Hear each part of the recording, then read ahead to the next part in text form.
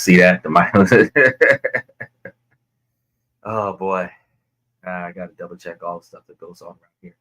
So we're not trying to deal with those unexpected like silent treatments and say, oh well, you didn't do what you were supposed to do and blah blah blah blah. That's not what this is about. What this is about is us saying, look, this is my issue. So if they're not willing to communicate with you and listen to you and talk to you like an adult, that conversation is dead. And you're not tolerating no silent treatment. The Gen Z era is good at ghosting one another. Y'all can just fall off the map for a few days or a few weeks, and oh, that's supposed to be acceptable. We'll talk when I'm ready, kind of stuff. Nah. If we don't have healthy communication, we don't have a relationship. So, I'm willing to say, because this is when I told y'all before about standing on your non-negotiable expectations for behavior. We can take a time out. We can go to separate rooms and, breathe. We can go and hang out for a few minutes or half an hour or something like that with our homies and kind of just like get our emotions in check and then come back and try to talk this out. If we have some type of disagreement on a rare occasion before bed, that we might sleep in separate rooms one time and then wake up in the morning and work this out, where we're not pointing fingers and yelling and arguing and fussing at one another. That's what we would be dealing with in that situation. And if it's more than that, that's a toxic relationship, and that's a relationship that you need to abandon ship on. And you need to say, you know what, I'm not doing it. I'm not putting up with it. So you're letting your spouse know, look, we're either going to talk about this now, or you're going to get out of your funk, and we're going to start interacting, because apparently it's not important to you if you're not talking about it. But we're not doing this silent treatment. If we're not interacting with one another like adults, then we're not interacting at all. And you got that petty person that, well, then we're not interacting at all. Well, then pack your shit and get out of my house. That's it. That's where we're at. So real quick, I want to segue over to you guys that are on Twitch and YouTube. Sound problem. So I kind of want to say thank you guys for coming. I want to make sure that you guys know, like and subscribe. Make sure that you join a membership. I'm going to provide you guys with this link here. If you guys want to jump in onto the show and join the live conversation, then you can click the link, click the mic, approve the link and approve the mic, and then it'll put you right into the comment section of the show. So I strongly encourage that for you guys that are there. We go, Red Void. Hey. So, like I said, we're here. We're here 7 days a week. We're trying to make it work. We got it streaming on Twitter now as well. So, the connection seems to be a little bit less stable when Twitter and TikTok are involved. I don't know why. It could be that Twitter Studios just sucks. It's not good as good as other platforms. So I try to join when I can. I've been kind of busy lately. Oh, really? How have things been going with your girlfriend? Because I know that we were talking about you guys working out some discrepancies with one another. Did everything improve?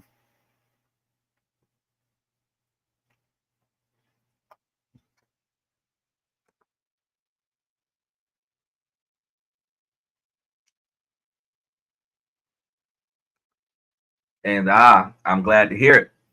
I'm glad to know that some of my advice was able to give you a helping hand.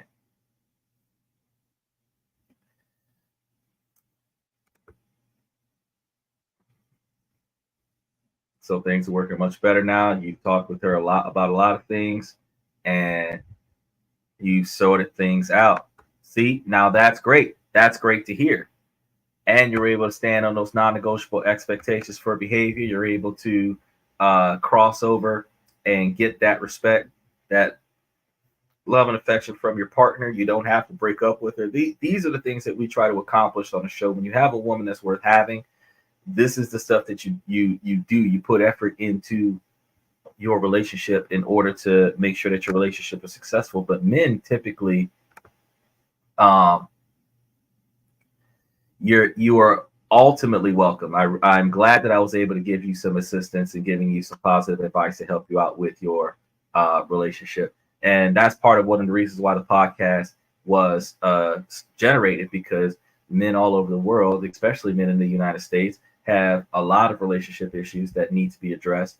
And we don't really know how to go about doing it because we're typically self-sacrificing, and we wonder why our relationships don't work out. So here on This and That, what we try to do is we try to, come from a neutral perspective, not just a neutral perspective, a uniform perspective, where we're informing that, both sides got their issues, but from the perspective of the men are sacrificed more often than not by both sides, by both the man and his girlfriend or his wife. And I say, you know what, look, you're not going to ask her to change, because that's never going to happen. She's going to change if she feels like it. She doesn't feel like it, she's not going to change. And if that's the person that she is, you have to learn how to deal with that. And that's not something that we should wrap our minds around, is accepting her for as she is when her expectations are that you change to satisfy her. We come from a uniform perspective where whatever she's expecting of you, to the same magnitude, your expectations must be met as well as a man, so that both of you are happy. There should never be a situation where it's happy wife, happy life, where a female is expecting the male to do a bunch of stuff to please her, but she has no interest in doing anything to please him. And that's what we was talking about today with our silent arguments topic for today, because we have those girls that get mad. They don't want to talk to you. You don't know why they're mad. They're just sitting there quiet. They're not engaging you. You try to show affection, they're pulling away from you, and they're dodging you and stuff like that. Like, you'll come into the room with them, they'll get up and go into another room. So this type of behavior. And I was just telling people, when you recognize that something just happened, like you guys had a fallout, or you guys had you were communicating throughout the day, and now all of a sudden you guys stopped communicating. When did y'all stop talking? When did y'all stop having a conversation? That's when you start trying to figure out what to do, or not what to do, but what happened. And then you try to address it with your partner. Now, yeah, if they're upset in the moment, you got to give them a little bit of time. You got to give them a little bit of a ability to step back and think about how to approach expressing their discontent. But men are very smart about fixing problems. So if we recognize that we did something that we wasn't supposed to do, or that we didn't do something that we were expected to do, as soon as we recognize and realize what it was, we can go over to our partner and explain and apologize if there was a reason why, or if we just simply forgot. Owning up to it, first person accountability. It's like, look, no excuses. I just forgot. I just didn't get to it. I just didn't do it. I apologize if that hurt your feelings. Because you didn't want to hurt their feelings. I personally do not apologize for the sake of apologizing. People go up and tell people that they're sorry about everything under the sun, and overly apologetic people are not genuine about their apologies. If you're truly sorry about what happened, or if you're truly apologetic about the impact of what happened, where you're not sorry about what happened, you're just sorry to the magnitude of how that affected the other person. In those situations, you're apologizing because you are genuinely in a form of, I would say, guilt or atonement for the situation that you have put your partner in. That's a lot different from just saying I'm sorry for the sake of saying I'm sorry. Like, I know people who have somebody who passed, and then you have a conversation and you'll be talking like, oh, how's so and so doing? Oh, they passed. And then you come back with, oh, I'm sorry. No, I'm not sorry. Like, that sucks, but it's not something that I'm going to apologize for, because I didn't do anything wrong there. I'm not responsible for that person passing over. Whatever happened to that person had nothing to do with me. So, I would apologize if I said something negative about that person to you in this conversation, and then you tell me that person not only can't defend themselves, but also don't have breath in their bodies to defend themselves. Then I would probably say, oh, sorry for taking shots at that person. Unless I meant what I said, then, take shots at the dead. They're going to roll over in their graves and haunt me. It doesn't really matter. I'm not apologetic unless I'm genuinely sorry about what I said or what I've done. So in relationships, it being overly apologetic, the genuineness is just like complimenting women on a regular basis. The genuineness behind the quantity and the frequency of it, it dims the impact on the person. So if you're the kind of man that does things a certain way, your girlfriend doesn't want you to do it that way. It's not negatively impacting her. She's just not satisfied with your operation. It is not your responsibility as a man to apologize every time you do it the way you want to do it, because you're not sorry about doing it the way you want to do it. You are sorry about the fact that the outcome wasn't the same. If you are sorry about the outcome, because the outcome sometimes is the outcome, you can't control that. If I had a good example about that, like if you were supposed to be ordering food for dinner instead of cooking and the food didn't get there on time. She thought you were going to cook. You didn't have the energy to cook, and the food didn't get there on time. She's extra hungry, and now you have to cook, and it's going to take longer for her to eat. Yeah, I'm sorry that you have to wait because I'm negatively impacting you with the lack of food. But if I ordered the food and the food showed up and it wasn't as hot as we had thought, I mean, I'm not sorry that the food is cold. I'm disappointed that the food is cold. I'm going to complain and probably get a refund and still get to eat the food because the food is cold. But I decided that we were going to eat takeout. I ordered the takeout. It's here. Eat it. There's a microwave. Use it. Or at least here in the United States, because for those of you who don't have the quantities of overly spoiling technology that allows in the United States to be extra lazy, then you guys got to kind of heat it up and cook it and do some extra stuff to it on the side, but you will still be able to have a hot meal by the end of it. So the long and the short is that you want to make sure that you are apologizing for the things that you're really sorry for. And if you're apologizing for the things that you're really sorry for, but not apologizing for the things that you're not sorry for, not putting yourself in a position to feel obligated to apologize for doing what you thought was best, not apologizing for the things that didn't go the way you wanted it to go when you were doing what was in the best interest of the relationship, you are not apologizing for those things. So when we're discussing the silent treatment that you're getting from your partner, your lover, your spouse, or whatever, when we're talking about that silent treatment, because she's mad because she didn't get what she wanted out of the deal, as I said earlier in the show, you just want to make sure that you express your concerns on the situation, problem solving. If the car ran out of gas because nobody put gas in the car and the gas gauge is broke on it, look, I don't have money to put the gas to fix the gas gauge, but I do have enough money to put gas in a gas can and make sure that I top the car off before we leave. Now, that's about the best that I can do in this current situation. If that ain't good enough, we need to brainstorm on some more stuff. But I'll make sure that I fill the tank and put a gas can on the side. And then I'll also make sure that every few days I'll try to top the gas can off and we'll fill up the gas can and make sure that there's extra gas around the way so that we don't run out of gas while we're traveling. That's brainstorming. Cussing each other out because the car ran out of gas and who's stupid and something's wrong with somebody's mama or something like that. All that type of stuff is not necessary.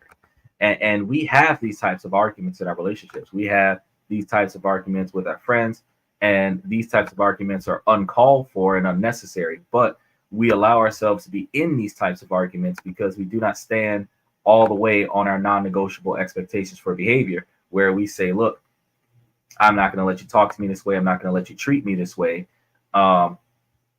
We will communicate. We will engage with one another. If you have something that you want to say what you got to say so that we can get past this. If you have nothing to say, then we need to get past this. And if we're not getting past this, if you're going to stay stuck on this, then you're going to have to stay stuck on this by yourself, because we're not going to be in the same relationship and we're not communicating. And that's where you stepped in, Red Void, is that we were sitting over here talking about how, look, no matter if it's 6 months or 6 years, if you do not have communication, that relationship will fail. So one of your non-negotiable expectations for behavior is to start that in the beginning of your relationship, the early stages of your relationship. And if you wasn't doing it before, now that you're hearing about it now, you make sure that you do it now. You guys can always have a monthly, a quarterly assessment of the relationship. You guys have semi-annual expectations. You guys need to come together like you check your credit score and be able to talk to your partner and find out, like, what are they satisfied about the relationship, what are they not satisfied about the relationship, and then what can you guys do to improve the quality of the relationship. That open line of communication is how you keep your relationship strong. What you're happy about, what you're not happy about, what's frustrating you, these things are the things that you utilize in order to improve the relationship. Getting a positive feedback. I told some women in Hong Kong, and they were talking to me about this, and I said, look, you can bash your husband 24 hours a day, 7 days a week. You can tell him when he's screwing up. You can tell him when he's not doing enough. But how many times you go over there and compliment your husband? How many times you come over there and tell him that he's doing a good job? How many times do you tap him on the shoulder and let him know that you're proud of him? Like, emphasize that. For every complaint that you have, give 5 compliments. That's the equivalency. Actually, it's more like 10 or 20, but let's do it 5. And then mama always says that if you ain't got nothing nice to say, don't say nothing at all. So now we're looking at, if you're in that silent treatment because you don't have nothing nice to say about your partner, you need to end that relationship because you're not happy. You're not happy at all, and you're not interested in trying to make yourself happy because you have nothing nice to say about this relationship. So when you're going to evaluate this relationship and you're trying to evaluate the way that you feel about your partner and the way that your partner feels about you, you are looking at the full totality of this relationship, and you guys are trying to determine whether or not like the relationship is salvageable. So if you're able to have those communications with one another, then you're able to discuss if there's anything that hasn't been happening. So if you're in a relationship where one partner is not paying another partner enough attention, you kind of bring that up. Hey, it's been a while since we talked about our relationship. How do you feel about it? Somebody else comes up and says, I feel like I haven't been getting enough attention from you. Oh, well, I've had a lot on my mind, stuff like that, this, that, or third. You got some people that are going through things certain time of year where they're in a little bit more of a slump, especially when they've lost a loved one at that time of year, especially if they lost that loved one in a non-natural fashion. You might be in a little bit of an annual grieving phase, and that happens for a period of time.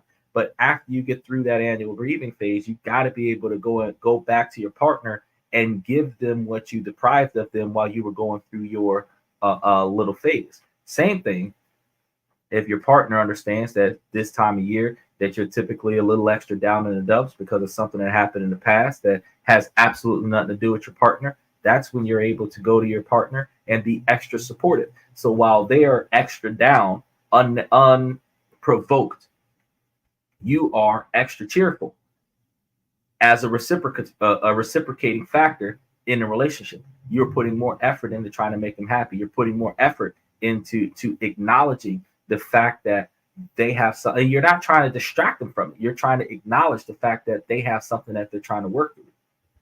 And if you're acknowledging the fact that they have something that they're trying to work through, and you are providing them with the love and the affection and the compassion that they need in order to get through that, that reinforces your relationship. So you never want to be in a situation where you're insensitive, because the silent treatment can come from that as well. And that's one of the reasons why these unspoken arguments are very important for you to pay attention to. Because if you're just in an unspoken argument because your partner doesn't pay attention to what you have to say because they're being petty, you want to get out of that relationship. But if your partner just doesn't have nothing to say because they don't know what to say because they're devastated about something that's got nothing to do with you, you have to be understanding and still be supportive. So while you're trying to be understanding and supportive, your partner's still trying to work through this. You can't always help your partner through everything. Sometimes in your relationship, you just have to let your partner be, but you have to be close by so that when your partner needs you, you are there for them. That's the difference between a toxic relationship and a healthy relationship when it comes down to these unspoken arguments. You guys have to understand that even as adults, there are some times where we just don't want to be fucked with. We just don't want to be around people, whether it's family, whether it's our children, or our pets. We get a bunch of dogs because we love dogs, and then we end up in a situation where we don't want none of the dogs to mess with us. Now you done raise this dog to hug and kiss you and love all over you and everything like that. And now you're in a slump because you don't want to be bothered. It happens. It happens. So there's always going to be a scenario where in somebody's relationship that one or both people just don't feel like being bothered. You could have a bad day at work. Spend a little bit of time in the car. You don't want to bring that negative vibe into the house. So instead of you rushing back into the house, you might spend a little extra time in the car. You got off 45 minutes ago. It takes 15 minutes to get home. You're 30 minutes in the car venting so that when you get out of the car and go into the house, you go into the house with no stress.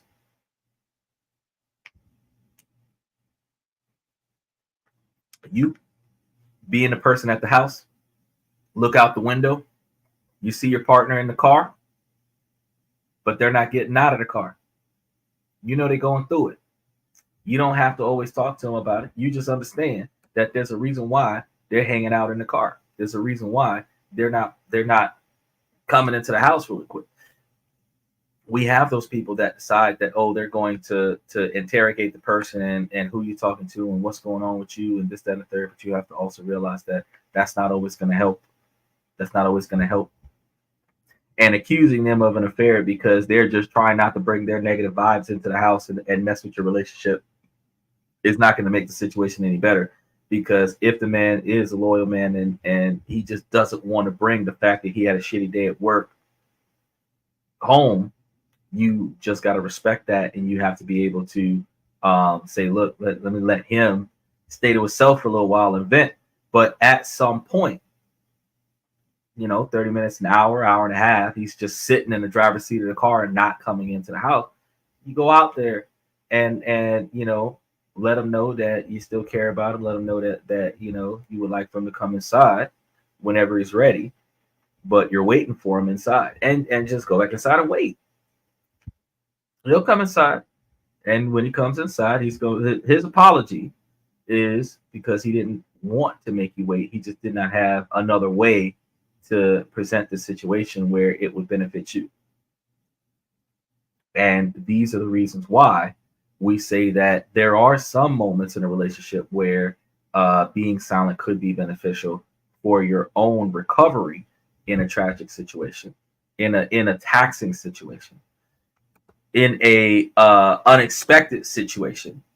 But just deliberately giving your partner the silent treatment because you want to punish your partner for actions that you did not approve of, that's unacceptable. You would do better vocalizing your discontent than you would be doing by giving your partner the silent treatment, because you're not resolving the problem. You're not even addressing the problem. You're just there and ultimately observing the fact that they're not happy because you're not acknowledging them. So now you're deliberately punishing them in a negative fashion so that you can watch them suffer. And in some way, shape, or form, that's emotional and psychological torture. And you should not allow yourself to be the person that's experiencing that. And that's one of the reasons why I said at the top of the hour that we should never allow ourselves to maintain those types of relationships where the person we claim to love, the person that claims to love us, is not willing to communicate with us for extended periods of time with no other explanation outside of because they feel like it. And it has been one of the tougher things that men have to deal with, because we are the kind of people that we stick it out. We stick it out for the long haul. We really try to grind out, and we really try to make it work. And we really, really, really put in extra effort to see it through. And a lot of times, because we're doing that, we're sacrificing our own feelings. We're sacrificing our position in more than one way And while we're making these sacrifices, we have absolutely no expectations. So you're not even trying to fix it. You're just allowing it to exist. That type of sacrifice, I keep telling men that we got to stop doing, because you're hurting. You got the pain in your chest because your girl she won't give you a hug. She won't give you a kiss. She won't lay next to you. She won't be in the same room with you. She don't want to communicate with you, but y'all existing in the same area where she's watching you beg her to give you attention. No. She's watching you to beg her to acknowledge you. No. Because the day that you say, well, if you're not going to acknowledge me, I'm going to go get acknowledged by another female, she's going to make you look like so much of a sack of crap because you went to go get the attention that you are entitled to from her. You are going to get that attention from somebody else. They would say that you're a horrible person for that. But why are we in a situation where if we're not being fulfilled in our relationship, we are expected to sit there and allow ourselves to be miserable in that situation? We have options as men, and the older that we get, the more valuable we are. Women depreciate. Women are more valuable in their youth. Men are more valuable in their middle ages and their older ages. 30, 40, 50 years old, men are more sought for. 18 to 25, women are more sought for. That 25-year difference is going to have 45-year-old men dating 25-year-old women.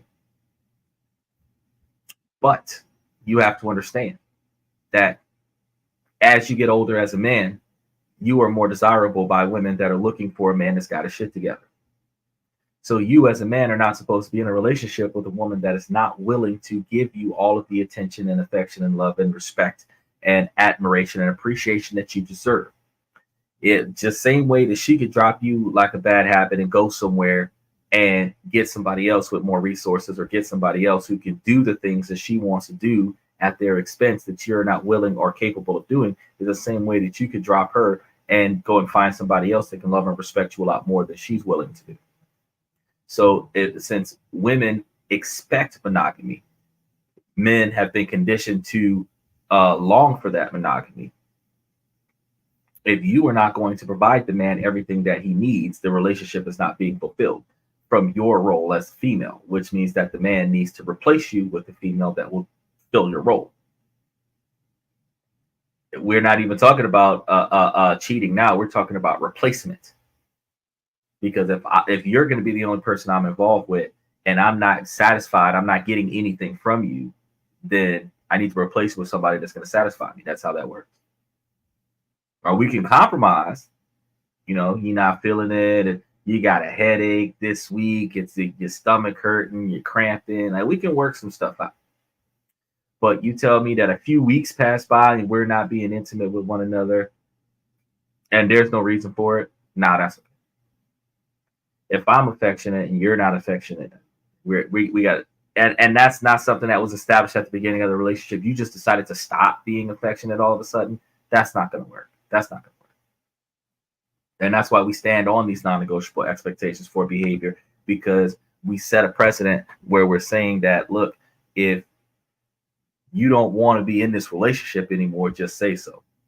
You know, this is like a right to work state. It's a right to date relationship. And if you don't want to be in this relationship, you have the right to get the fuck about this relationship. You do not need to stay in this relationship deliberately making me miserable in order for you to call yourself happy. So I have said on plenty of occasions, I have said, we can't allow ourselves to be mistreated. We can't allow ourselves to be drugged down. We can't allow ourselves to be thrown up underneath the bus and placed in positions where we're not getting what we believe that we should be getting. And men are simple. Like, a woman might want her hair and nails done and name brand clothes and name brand shoes and purses and all this other stuff. A man just wants a woman to show up, probably feed him, and give him some quality time. Maybe doing some stuff that he likes to do. And these are the things that a man is going to expect from a woman outside of sex. There's going to be some situations where some men, especially the mid-level men, the men that are not making over 100,000 a year, those mid-level men might actually expect a woman to do some stuff to kind of help out around the way in order to make sure that she has the standard of living that she wants to have. He's doing most of it, but some of it she's got to bring in her position. When that happens, she's got to be able to put up. If she's not putting up, you got to put her out. That's how it's got to go. If she's not putting up, you got to put her out. There is absolutely no reason why we should be in the types of relationships where the man is putting everything into the relationship and getting nothing out. I'm not saying not getting enough out. I'm saying putting into the relationship and getting nothing out. It's not supposed to happen that way. So when we're dealing with some of the other reasons why unspoken arguments occur, we have those situations where people in relationships start keeping secrets. They don't want you to know. Some people don't want you to know because they don't want to jinx the situation, like they're up for a promotion or something to that effect, and they don't want to tell you about it because they don't want to tell you that they failed. They don't want to be perceived as a failure. We understand, but if you're applying for a promotion that requires us to move, you need to talk to me about that. We are not moving somewhere where I have to decide to uproot my life because you got a promotion that I didn't know that you were requesting. This isn't a situation that the boss just seen how good you are and they just gave you a promotion. This is a situation where you are begging for this position. Yeah, it's going to pay more money. Yeah, it's going to probably be good for the relationship, especially if you're struggling now. And what's going to happen is going to get you guys financially stable. But in this particular type of situation, you are required to talk to your spouse and say, hey, look, there's a job position open on the company that's going to give us more money.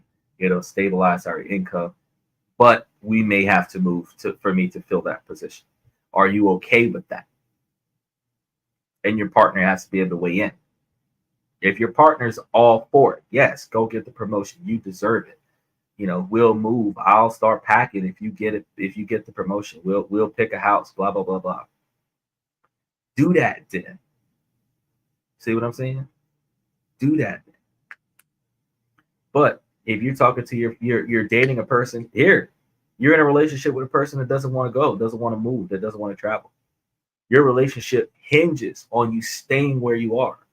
You have to ask yourself if you personally are willing to stay in that type of relationship with somebody that's not willing to travel, someone that's not willing to relocate. Because a lot of relationships, good relationships that could have been great relationships, end because one of the people in the relationship have to relocate and the other one doesn't want to.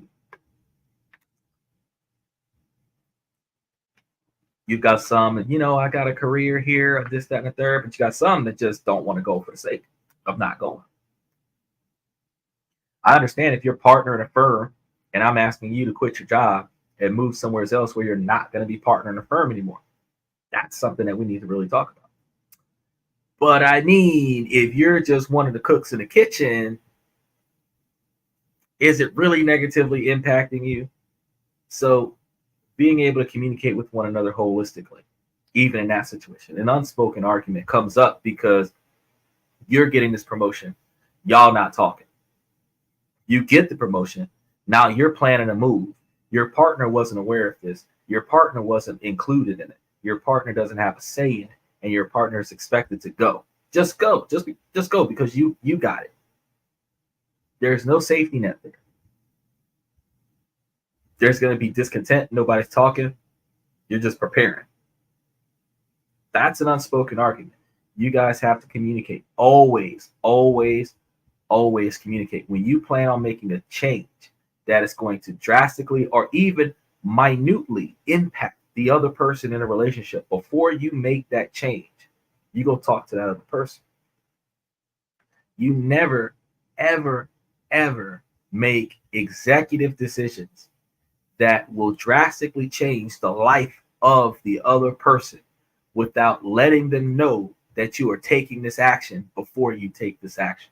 Now, as masculine men who are assertive about our shit, and we're going to stand on non-negotiable expectations for behavior. We may not always come and ask for permission to do it,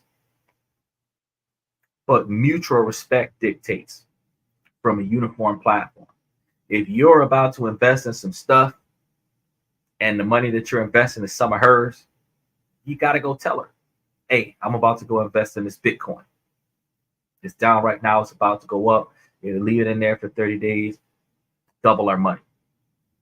You don't have to double your money. You can just put it in there, and then all of a sudden, it just so happens that you get like 20%. So you didn't double your money, but you did get a lot of money on the back. You can put it in there and nothing happened. You can put it in there. You can lose some of it.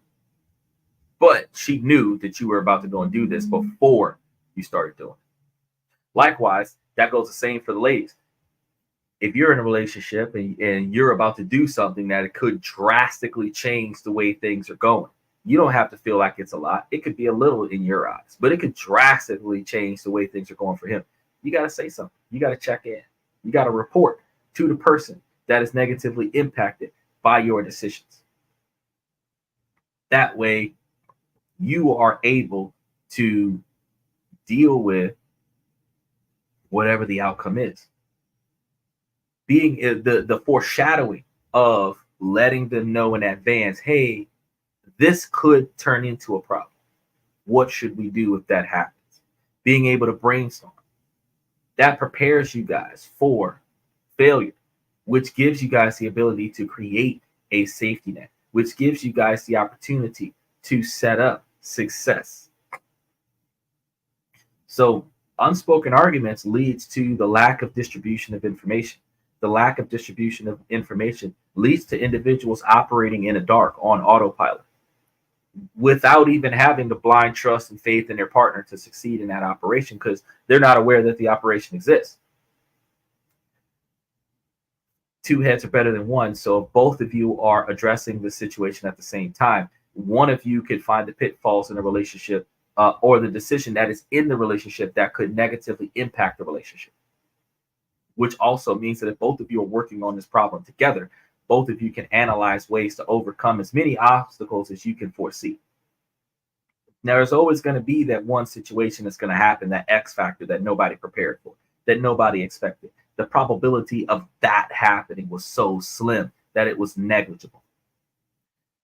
And when that situation does actually happen and nobody prepared for it, you guys cannot attack one another verbally or physically, accusing each other of making poor decisions in a relationship because that one outlier that nobody prepared for actually occurred. You want to be able to communicate with your partner and let your partner understand that, hey, this happened and we wasn't expecting it to happen, so we weren't prepared for it.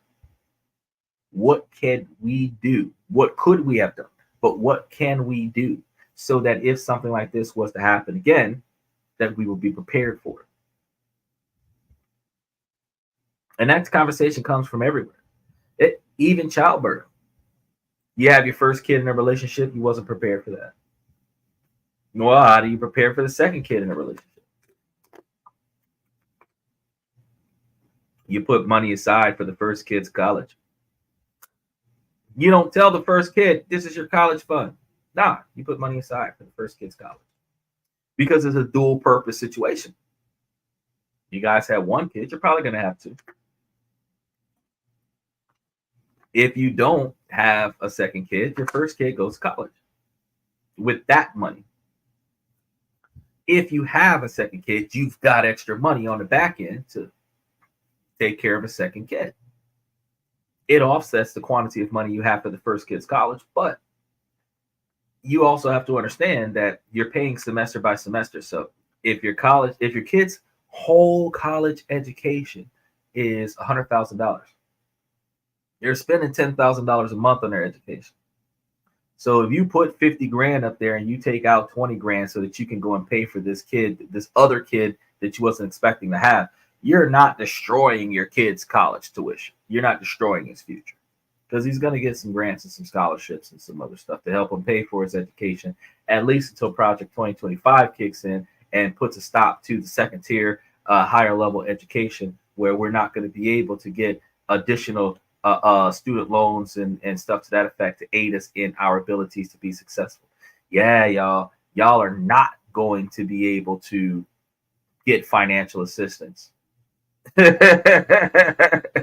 are not going to be able to get financial assistance to improve your education beyond a bachelor's degree after Project 2025 comes in. So if you're not paying out of pocket, you're stuck. You're stuck. So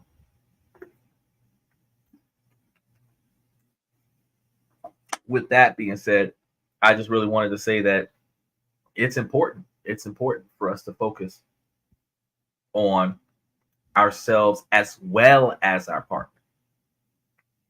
This podcast is not like those red pill podcasts that only talk about like men being ultra super masculine. We're coming from a middle ground. It's not neutral. It's middle. Sometimes I say neutral, but it's truly not neutral. It is the balance between the two sides. And the fact of the matter is that we have to recognize that the balance between two sides requires both parties to receive something that is weighted equally or weighted reasonably balanced. So the man wanting the physical and the emotional and non-tangible things, and the woman wanting the tangible, those things have a balance level expectation. When you're talking about my behavior versus your behavior, those can be weighted equally, but the way you want to be treated in this situation is the way I'm expecting you to treat me in this situation. So I'm not asking for too much. If I'm asking you, if I'm willing to behave the way you want me to behave, then you must behave the way I want you to behave in order for there to be balance. You are not going to expect a man to change his core values, and you are not changing yours. So we have to recognize and we have to understand that there's more to this than just saying, oh, it is what it is. Oh, happy wife, happy life. That makes absolutely no sense. That makes absolutely no sense. No man should ever be in a situationship, a relationship, friends with benefits, fiance, wife, separated pending a divorce because the stuff didn't go right down the line, where you are saying that you as the man must accept an unconditional surrender for the woman to be happy, where the expectations for the woman to be happy are the only expectations in this negotiation. And the only benefit you're going to get out of that is sex. That is a horrible position. That's not even negotiating. That's not negotiating. Negotiating requires the man to receive out of this situation something in addition to the expectation for sex.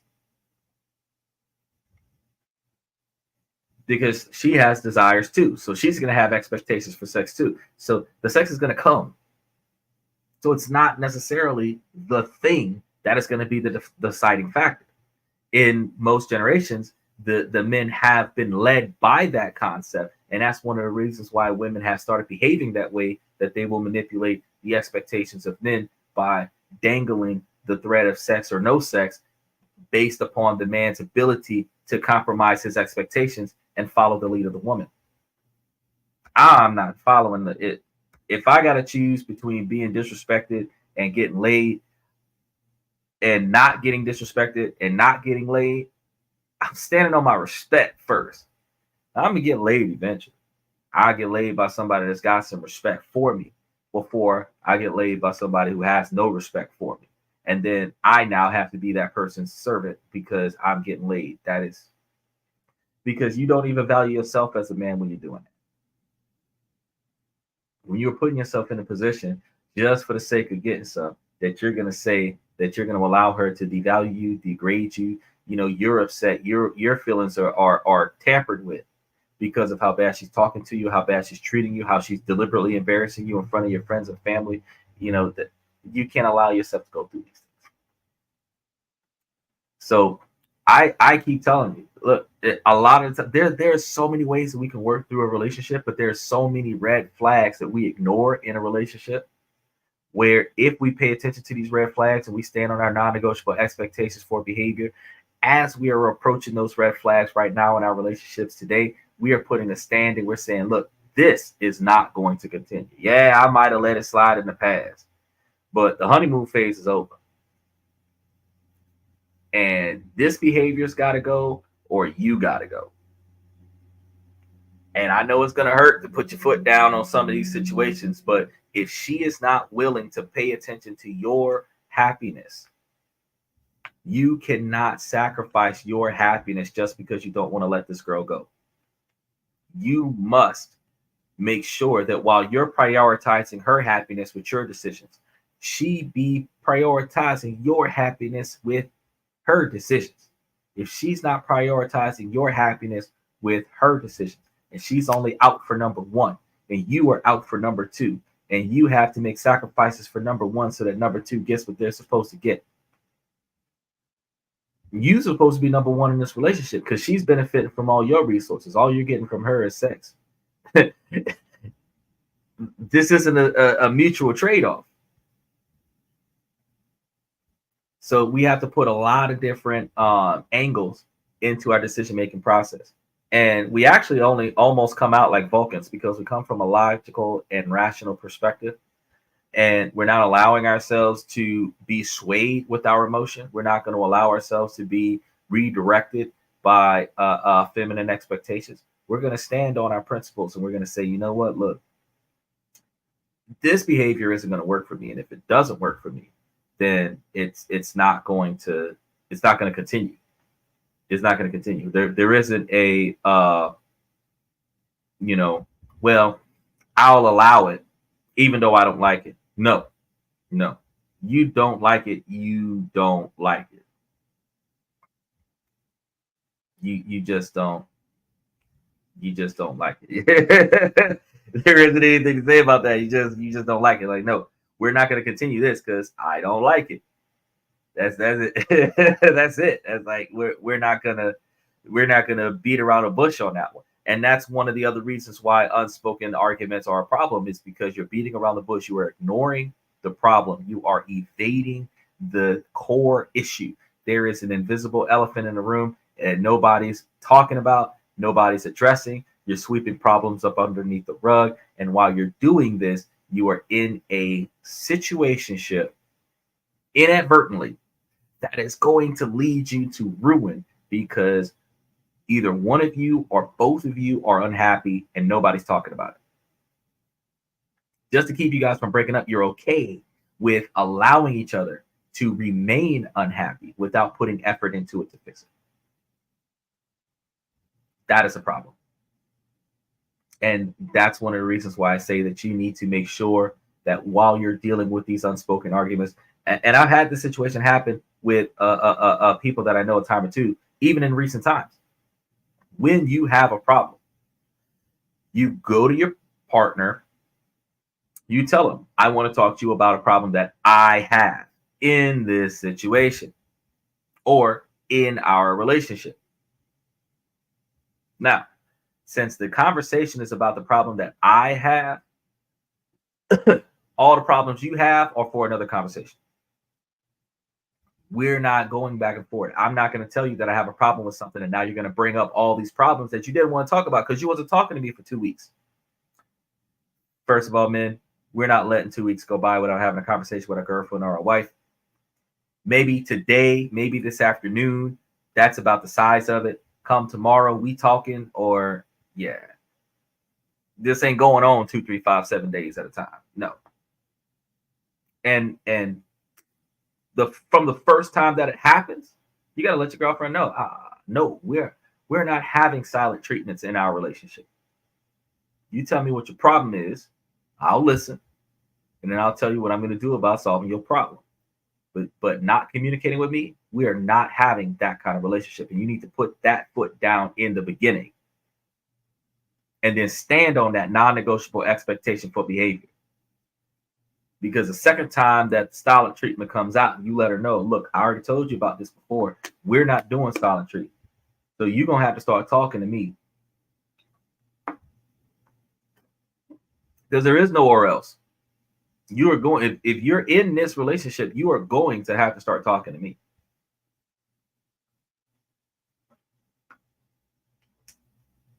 She'll start talking or you'll start packing, one of the two.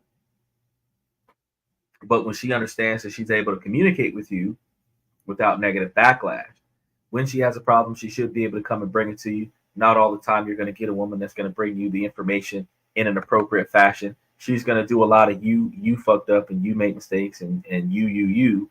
And you just understand that they always talk about it from a third person perspective because women are not going to always hold themselves accountable for the things that they fuck up in a relationship or any type of engagement at all.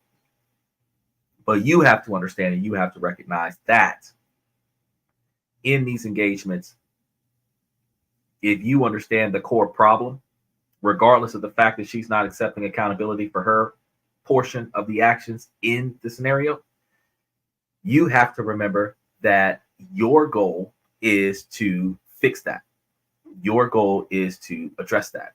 And if you are addressing that, then your problem can be solved in that magnitude where you're not actually arguing and fussing and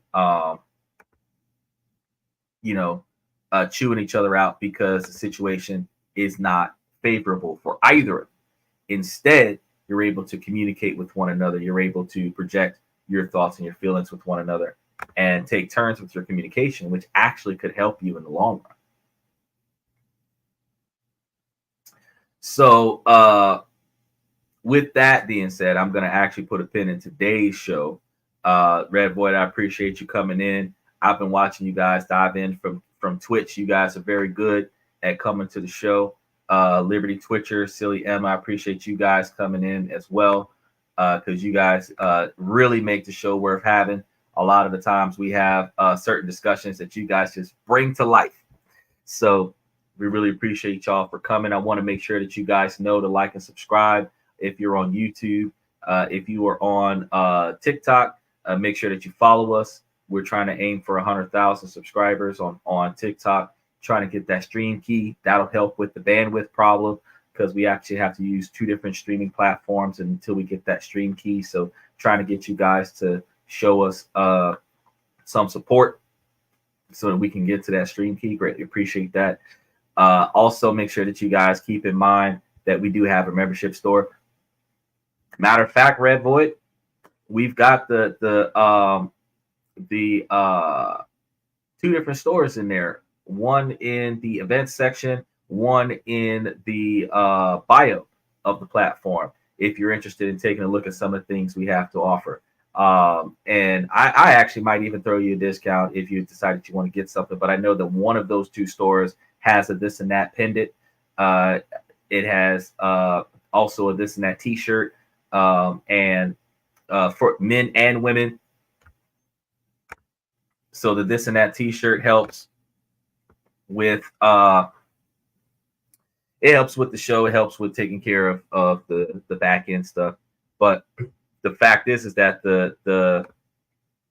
they have pillows, they have throw pillows, we have towels, stuff to that effect. And like we always say, to commemorate getting good advice from us on the podcast, especially if we're able to fix your relationship, we always encourage people to just go and grab something and get one for you and one for her. We've got black, we have gray, we have white t-shirts, we have hoodies, we have pink hoodies, we have teal hoodies, black hoodies for people who like black, and they're very stylish, and we really encourage that you grab something like that, and then you guys are able to remember that one time that you were able to fix, because your 20-year-long relationship is going to be because of one conversation we had last month, where your relationship could have otherwise ended had you not gotten that good advice.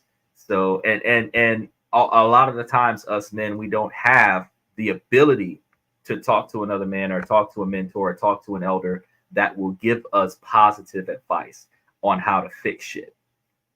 We typically have people who can give us bad advice on how to make it worse, or people who will just say, oh, I'm sorry to hear that, and listen to us talk about how there's a problem without finding a solution to help us fix it. So when you're able to find somebody that's able to help you fix it, it's always good to be able to remember to go back to that person when you need more advice to help you fix stuff.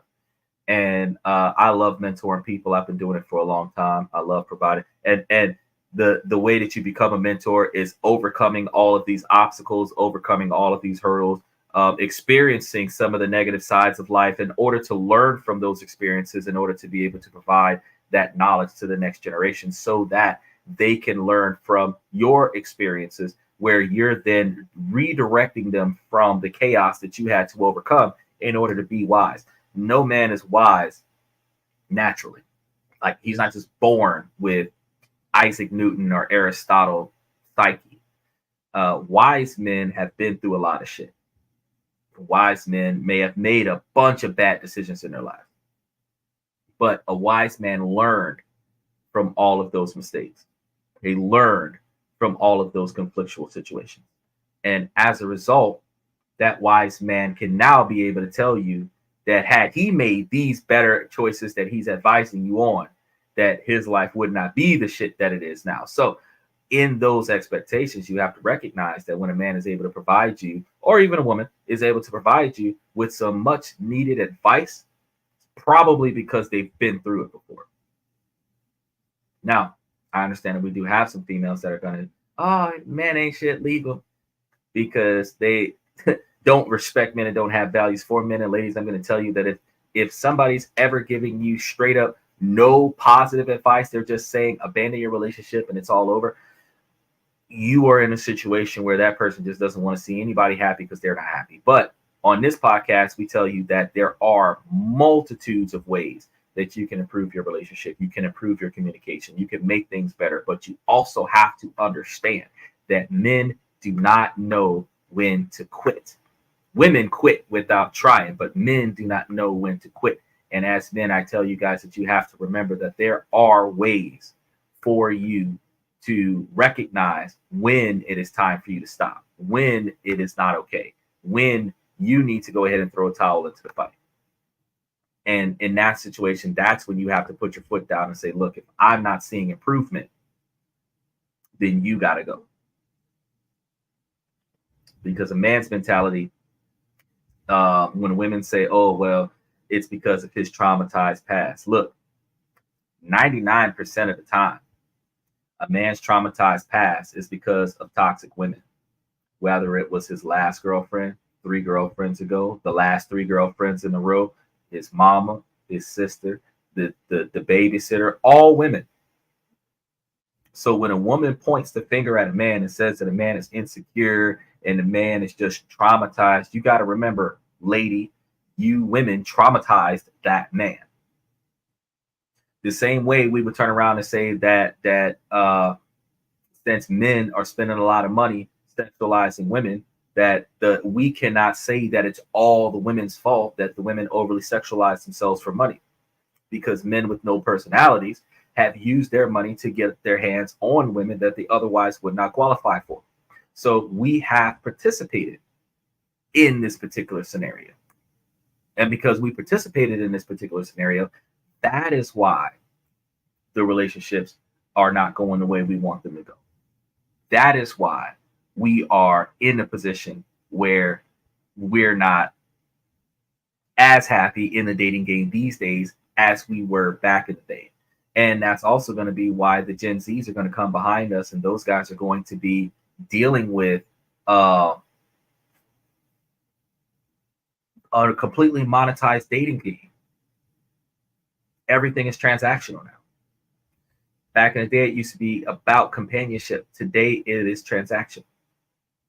But men probably heavily, 70 to 80% contributed to that transactional engagement. So there's 2 sides to the same coin. And that's one of the reasons why we say that we come from a uniform perspective. So in order to start dialing these negative experiences back, we say, well, look, if the ladies want to have men that are not traumatized, stop traumatizing the men. Because every woman that claims that men are insecure and men are traumatized, and this, that, and the third about the man have had multiple exes in their lives, which means in your own wake, you are the you're the person that is receiving the or not receiving, you are the person that are leaving the what is it, the traumatized people in your wake. I'm sorry, I got distracted because Mr. Pibbs is trying to dive on the show and ask me questions about something that has nothing to do with the show. So what I was saying, back to it. Because he's asking me where are the receipts. What receipts? Like,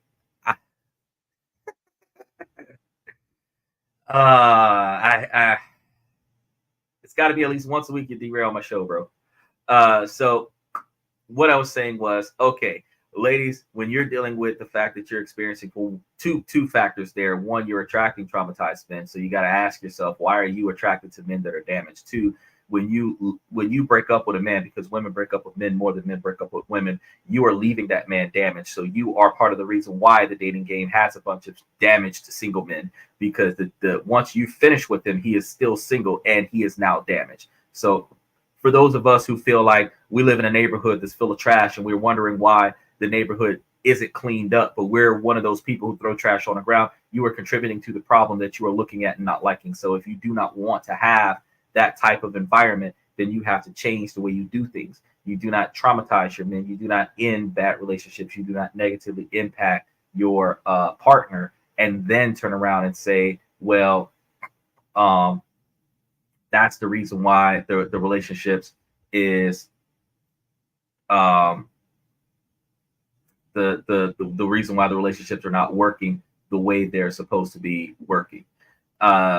And then on the other hand, when we are talking about with the guys, it's like, look, instead of us throwing money at everything, we are not supposed to be dealing with those relationships where we have to pay to engage the women. If the women are not engaging us in an appropriate fashion, we should not be spending money on them in the first place. We should start off without spending money on them, finding the cheapest, freest way to engage this woman, because we're in it for the compassion. They're in it for the money.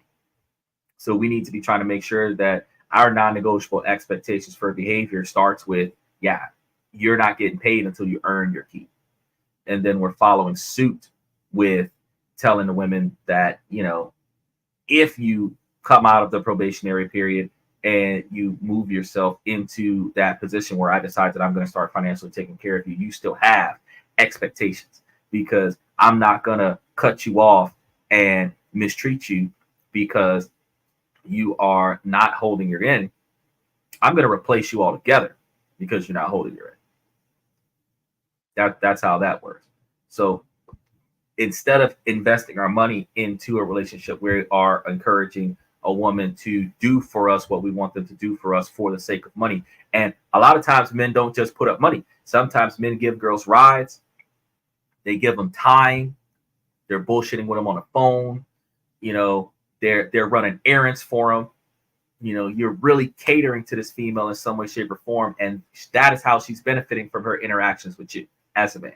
Men are linear, women are multifaceted. There are more than one way a woman can use a man for the things that she wants, needs, and the things that she's missing out of her life. Man typically is going to get either the companionship or the sex. That's it. So if he's not getting the companionship, but he's getting the sex, he's good. That's not cool. If he's not getting the companionship, but he's getting the sex, he needs to be saying, look, I came here for the companionship, not just the sex. And if he's getting the companionship and he's not getting the sex, hey, sex is part of companionship. Because if you don't want me to have you for the companionship in a relationship with you, and I'm sleeping with your best friend because she's giving me the sex, then you need to start putting out the sex. Because you can't tell me that it's all about the women that do not need to have physical interaction with the men, but men are expecting to have physical interaction with women. So that's what I was getting at with that extended version of the show for today. So I wanted to make sure that you guys also know that yeah, we are live 9 Eastern, 8 Central, and 5 Pacific, 7 days a week. I told you guys that at the top of the hour, but I think I had a mic issue, so I want to make sure that when I do some edits on the show that it's in here somewhere, that you guys know that we are live 7 days a week. Whenever you can, get here, get here. If you make it a point to go to YouTube and hit that subscription button, that you'll get push notifications on your phone to remind you that we're going live in 30 minutes. That's what the notifications do. It lets you know that in about a half hour, this guy's about to go on the air. And it might actually end up being 45 minutes because I got some technical issues. But it's going to tell you that in a half hour, he's scheduled to go live. And that gives you a little bit of extra time to kind of wrap things up, regroup, and at least be able to be inside of a Wi-Fi scenario where you can actually play the show and listen to it. Even if you can't jump on and communicate, you'd be able to play the show and listen to it until you have the opportunity to get to a place where you can actually jump in and start communicating and conversating on the show. So that if that helps you with being able to get to more previews, because Mr. Pibbs is supposed to be putting up some more interesting topics coming soon for the Monday, Tuesday, Wednesday show when we have the co-hosted version of the podcast. And those topics are supposed to be more impactful going forward. So I know you guys are going to want to talk about these things that we're going to be getting into. I know that I am personally going to be trying to make it a point to discuss some business and finance, some investment issues, some investment opportunities. I'm going to actually start trying to look into some ways to financially improve yourselves in other countries around the world. So if your country is one of those countries that has some ways that people who's down and out can get a little extra and do a little more, I'm going to try to find a way to talk about that so that we can try to get in there and upstart the ability. And I understand that it's not going to be on the same magnitude as the U.S. I know that China and Japan and the whole Asian area has a different trade market than the U.S., but there are opportunities. There are ways. There are. It sometimes requires a little extra effort. Sometimes it requires, starting up a shell corporation and turning that shell corporation into a small business until you can get enough people to help you with that business to turn that small business into a big business. But there is always another way. And here on This and That, I talk about this, that, and everything in between so that we can talk about another way. We can always find another way. So with that being said, I have to bring a short end to today's show. There are some times where I want to run it for a few hours when we have a really good topic. We're very interactive and there's a lot of insight and information to go about. But unfortunately, I got to, as a producer and director, I have to get there and put up a large quantity of content for you guys for the remainder of the week. I got to get as much information out there as I can. And I also have contracts that I have to cover in order to pay for the platform, since I'm paying for the platform. So I have to make sure that I take time. I've got some contracts coming up in a few hours, and I want to make sure that I'm able to get you guys some highlight reels. We're doing throwback highlight reels on some memorable moments from back in the day. And I'm also doing some highlight reels from the most recent shows this week.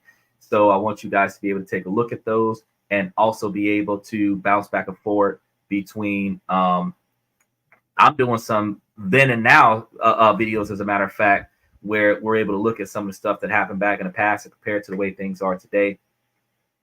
So we were able to see how the podcast is progressing.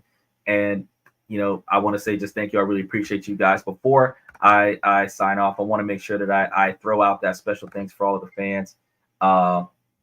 We really appreciate y'all. I know I said that earlier today, but there you guys are. I do believe it's like the top 15, 20 people between Twitch and YouTube, and I think either TikTok or Twitter. But I know that you guys are up there. I really appreciate you guys for joining the show regularly, communicating with us on the show on a regular basis. Really appreciate you guys. Also want to thank those top 5 states in the United States that's been showing us love. You guys have been keeping us on the ball. Actually, I got to update that because I think California just passed up Texas again. But really appreciate you guys for showing us all of that support. And I also want to thank all of the people from all of the other countries around the world that's also been showing us support. So you guys in Russia, Vietnam, United Kingdom, India, Germany, Australia, South Africa, Mexico, Canada, Indonesia, Philippines, and Romania, because I know that you guys are starting to watch us a lot more. We really appreciate you guys in that order, because we have the more frequencies at our number one, number two, number three spots. They're several thousand over there. So we really appreciate you guys from all over the world.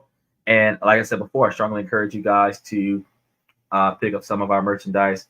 And also, if you have the ability, join a membership, because a membership does give you discounts on the merchandise. And the membership is as cheap as, I do believe, it's like $3 a month. And anybody who thinks about getting therapy at like $50 to $100 a visit, where you can get that same interaction from somebody for $3 a month, probably should just join a membership, because I communicate with our entire membership. I communicate with all of our fans. I actually respond to all of the comments, especially on YouTube and at this point, TikTok. So if you got something that you want to talk about, you've got a concern, it could be in line with a theme on one of the shows, but it could just have nothing to do with none of the shows. You got something you want to get off your chest. Doesn't necessarily have to be about relationships. I help you with, as you've seen, business, finance, and education. Mr. Pibbs does health and fitness. So just about everything that you could want to improve your train of thought on. We've actually talked about self-improvement on the show. We've talked about emotional stability and emotional intelligence and self-reflection. So everything that you would want to try to cover, we've probably covered it 4 times already in the past 6 months. So just bring us your topics, bring us your concerns. We'll address them. And if it's that big of a concern, we'll make a whole show about it and bring you all the detailed information that you need. Because I just want to point out to you guys, we had some females that came to the podcast this past week, and they wanted stats again. I didn't make a show about it this time, but I brought the lady the stats, and then she wants me to go find something else to do. And I thought that was funny, because I'm like, wait, hold on. You came to a male podcast that's reaching out to men about how men can improve themselves and then stand on their non-negotiable expectations for behavior. You want to bash the men. I tell you that, if you have a position that you can give it, and I'll refute your position and then prove to you why the men deserve better and why I'm not a manipulator, because I'm telling men that they deserve better and they should interact with women in a more appropriate fashion, where they're holding themselves to a higher standard and they're not valuing sex over their own happiness, which makes the woman have to meet the expectations of the man's happiness, because she's no longer able to just spread her legs and make the man happy. She actually has to do stuff.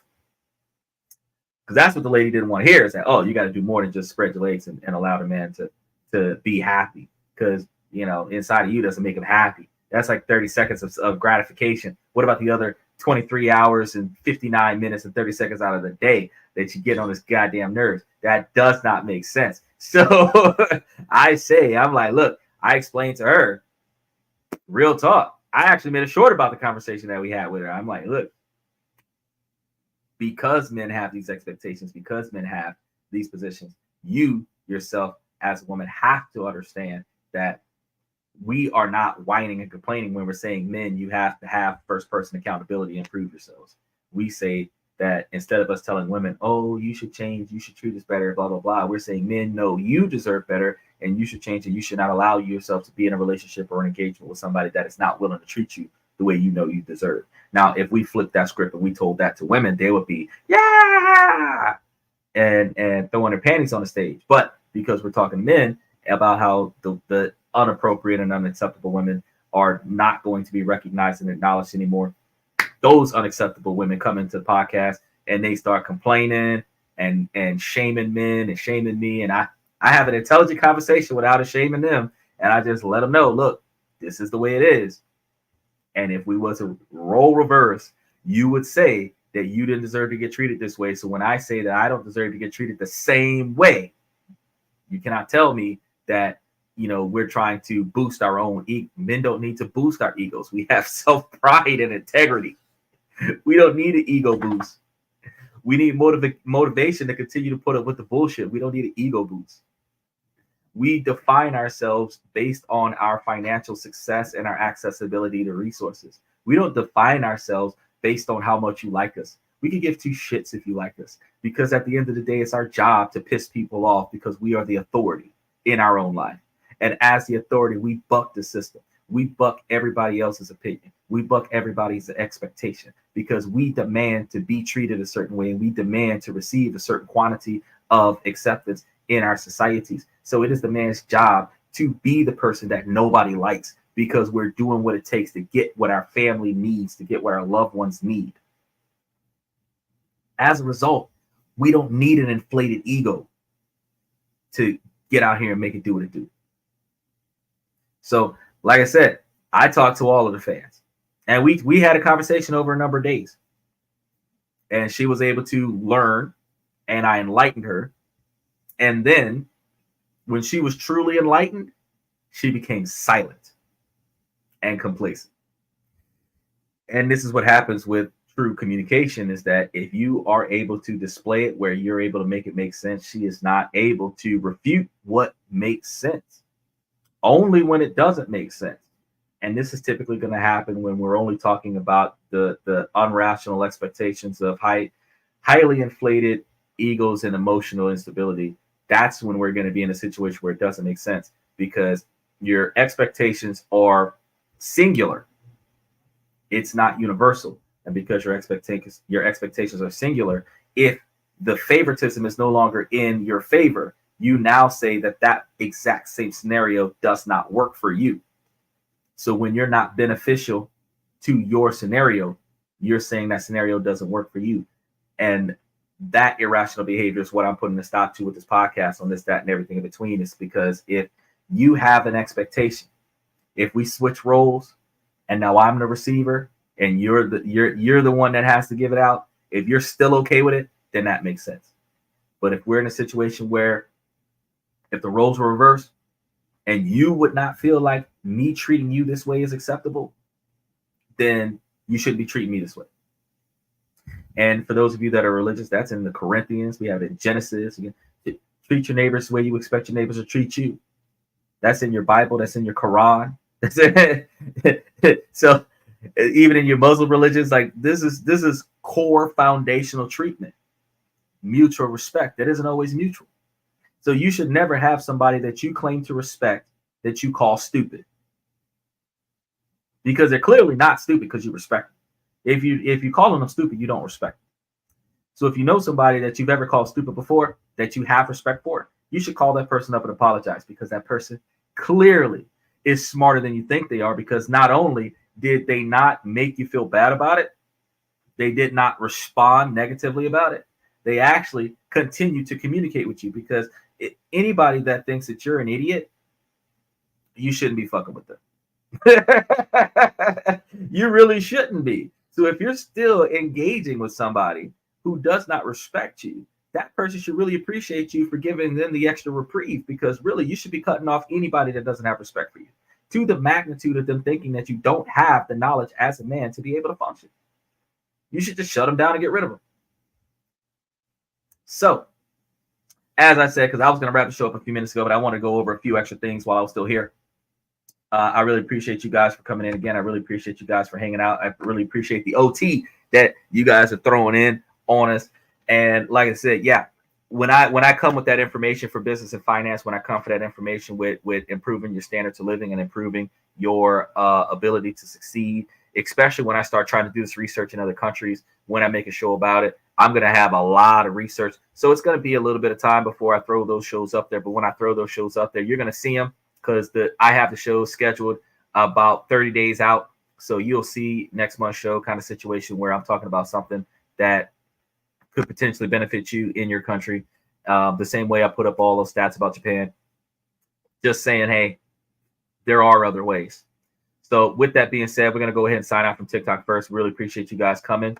And ladies and gentlemen, as long as it always comes about that we're in a situation where it doesn't make sense, I'm going to continue to ask the ladies to make it make sense. So ladies, make it make sense.